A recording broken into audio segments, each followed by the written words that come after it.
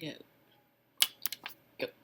Okay, boys and girls, friends of mine, we have new stuff. Equations. We love it. We're going to do it, and we're going to rock it. So equation. An equation is two equivalent expressions.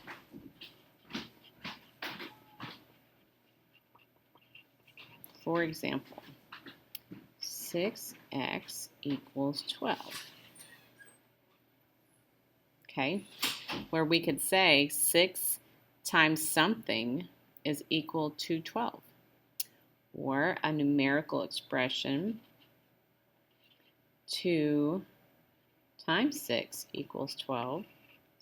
Because if you simplified it, it'd be 12 equals 12. So two equivalent expressions. So we're going to go over here and solve some equations. It says many equations include a variable. To solve an equation means to find the value of the variable that makes the equation true.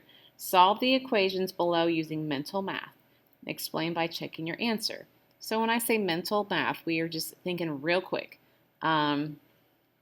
X has to equal something. And I'm going to walk you through this because you really know how to do this, and I know some of you probably just can go, oh, I know what that means. And I know some of you have had this in Success Maker asking you something minus 2 equals 5. Whoops, something minus 2 equals 7. Okay, so what minus 2 could get you to 7? Yeah, 9. X equals 9. Okay, we're not worrying about the Y right now. Or 6 plus a number equals 8. Yep, K would equal 2. And then 9 equals a number plus 5. So what could I add to 5 to get 9? 4. 10 equals P minus 3. What minus 3 could give me 10? Yeah, 13. 2 equals 8 minus a number. So 8 minus something equals 2. So A equals 6. Okay? So we're going to talk about inverse operations, and I've mentioned it, but we haven't really jumped into it.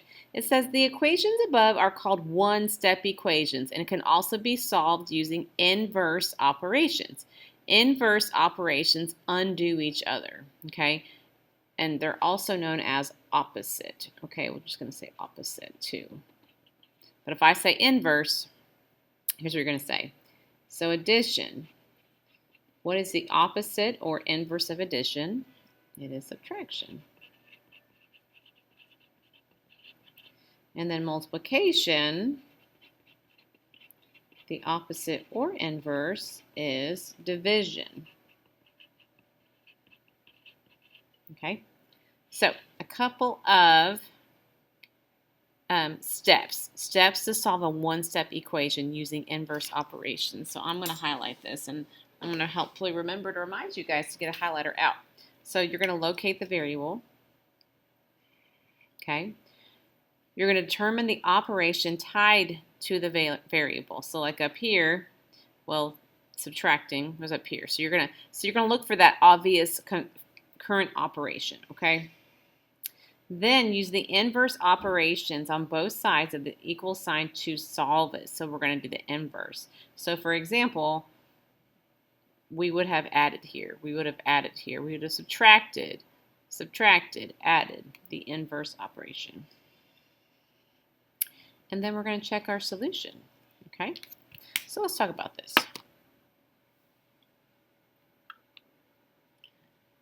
We have x minus 3 equals 4. So we want to, and I also say isolate the variable, getting the variable by itself. So right here I have subtraction.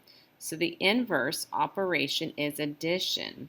So I'm going to add 3, as it says, add to both sides of the equation. Add 3 to here, and so I get x equals 7. Over here I have 15 equals k minus 8. Well, the opposite of subtraction is addition, so you're going to add 8 to both sides. And the reason why we're adding 8 to both sides, we have a negative 8 essentially and a positive 8. And when we take that negative and you add 8 positives, you move in the direction of the number line and you should end up at 0. So these would essentially cancel out. But 15 plus 8 is 23. So 23 equals K. Okay? Flip over. Then we have this, number 8. So we add. So the inverse of subtraction is addition. So I'm going to add 10 to both sides. And yes, yours must look like mine. N equals 14. 27 equals C minus 9.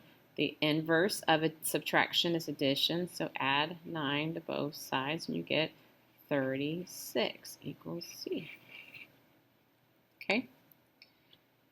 So the subtraction property of equality, it says when you subtract the same number from both sides of an equation, the two sides remain equal. So this time we're just looking at the operation. We have addition. The inverse is subtraction. So we're going to subtract 5 from both sides and we get x equals 11. And then subtract 9 from both sides and we get 4. 4 equals R. Okay. 15 equals 3 plus M. So we're going to, and again, I know I'm going a little fast, but we want to isolate that variable, get it by itself. So whatever's next to the variable on that side of the equation, we're getting rid of it. So we're going to subtract 3 from both sides and we get 12. Over here, the inverse of subtraction is the inverse of addition is subtraction. So subtract 6 from subtract 6 from both sides and we get 28. And now you have mixed. You've mixed. So you're going to have to look at these. You're going to have to look at these and really think about it real quick. So I have n minus 8 equals 6. Well, the inverse of subtraction is addition. So you add 8 to both sides. N equals 14. Okay. The inverse of addition is subtraction. So subtract 9 from both sides. And we get 8. Yep. A equals 8. The inverse of addition is subtraction. So we subtract 14 from both sides.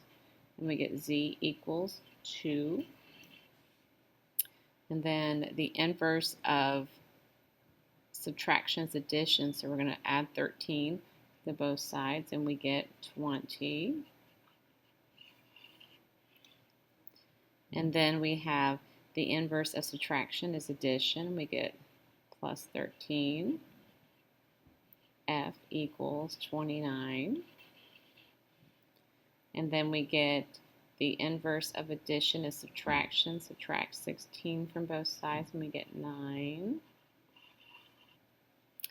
And then here I get the inverse of addition is subtraction, the opposite. And so I'm subtracting from both sides. And look at Miss Collins looking for her calculator because she gotta think about this for a minute. I know. And you can use your calculator too. 51 minus 18. Making sure I get that right. Okay. So y equals 33. And the last one is the inverse of subtraction is addition. So I'm going to add 7 to both sides. And I get 16 equals 8. And that's it, my friends.